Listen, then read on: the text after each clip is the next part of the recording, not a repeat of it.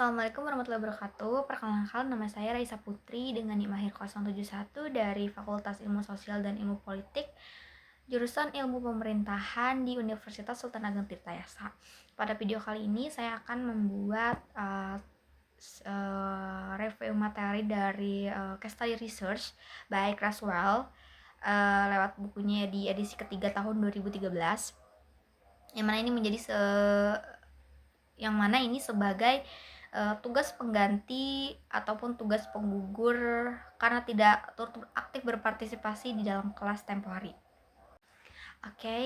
Pertama kita masuk pada definisi, di mana studi kasus itu menurut pandangan Yin di dalam buku Creswell itu didefinisikan sebagai case study research involves the study of a case within a real life contemporary context or setting. Nah, maksudnya di sini adalah studi kasus itu dipahami sebagai sebuah pendekatan yang mana dia berupaya menekankan kajian terhadap fenomena nyata dan juga dalam konteks kontemporer yang mana tidak bisa dilepaskan dari tempat kasus tersebut berlangsung. Lalu Creswell sendiri itu menyebutkan bahwasannya case study research is a qualitative approach and which the investigator explore a real life contemporary bound system, a case or multiple bound system case over time.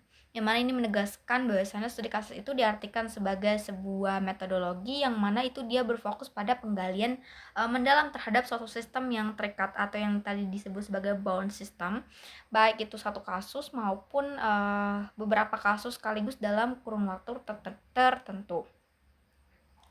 Nah, lalu juga di dalam case study itu ada ciri-cirinya, di mana yang pertama itu ada penelitian case study itu selalu diawali dengan identifikasi kasus tertentu yang mana tentunya kasus itu haruslah jelas.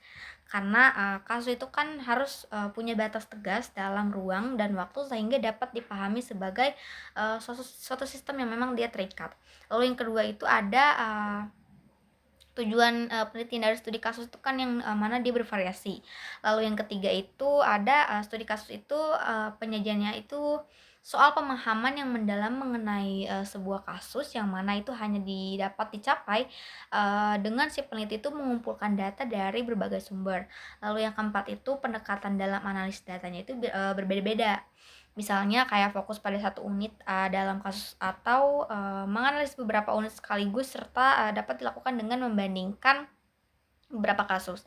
Nah, di dalam case study research ini juga terdapat jenis-jenis yang mana Creswell itu membaginya menjadi 3. Yang pertama itu ada single instrumental case study, yaitu penelitian yang berfokus dengan suatu isu ataupun masalah tertentu yang hanya memilih satu kasus itu sebagai ilustrasi. Lalu yang kedua itu ada kolektif ataupun multiple case study, yang mana ini penelitiannya tetap menyoroti satu isu, tetapi dia menggunakan beberapa kasus lain untuk menunjukkan perspektif dan juga logika replika prosedur antar kasus.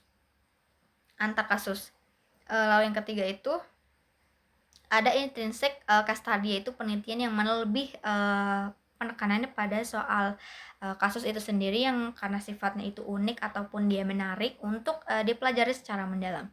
Lalu di dalam case study itu juga ada perbedaannya. Lalu di dalam case study yang membedakannya dengan penelitian lain itu ada pada proses codingnya, di mana Creswell di sini menjabarkan beberapa sistematika coding yang ada di dalam bukunya. Yang pertama itu ada kita itu menelaah case konteks sebagai peneliti studi kasus, yang mana itu latar belakangnya itu kita mencari apa yang melatar belakangi dan juga membingkai kasus, dan kemudian itu dilanjutkan dengan case description, di mana kita harus menyajikan uraian rinci mengenai dinamika dan juga peristiwa di dalam kasus. Nah, setelah itu dari situ peneliti itu melakukan within case theme analysis, di mana itu untuk menemukan tema-tema utama yang ada gitu di dalam masing-masing kasus. Serta cross case theme analysis juga dilakukan untuk mengidentifikasi similarities ataupun pola-pola yang sama yang diantaranya itu